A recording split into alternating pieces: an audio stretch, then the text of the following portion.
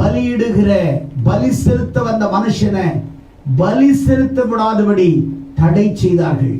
பிரியமானவர்களை, ஒன்றை சொல்லுகிறேன். புதிய ஏற்பாட்டு காலத்திலே திருச்சபைக்கு வந்து கர்த்தரை ஆராதித்து பலி செலுத்தி சபையிலே ஆண்டவருக்காக எதையாவது ஒரு அற்புதம் நடக்காதா? ஏதாவது ஒரு அதிசயம் நடக்காதா? என் கண்கள் திறக்காதா? என்னுடைய வாழ்க்கை மாறாதா?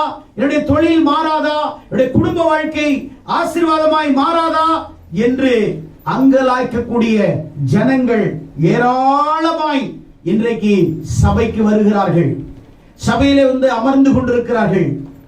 ஆனால் இந்த புதிய ஏற்பாட்டு காலத்திலே தேவ வல்லமையும் தேவ பிரசன்னத்தையும் தேவ மகிமையையும் தேவ வரங்கள வல்லமைகளையும் நாம் ஒவ்வொரு நாளும் அனுபவித்துக் கொண்டிருக்கிறோம். டைரக்டாக பரிசுத்த ஆவியானவர் நம்மளை நிரப்பிக் கொண்டிருக்கிறார். நேரடியாக உங்களை நிரப்புகிறார்.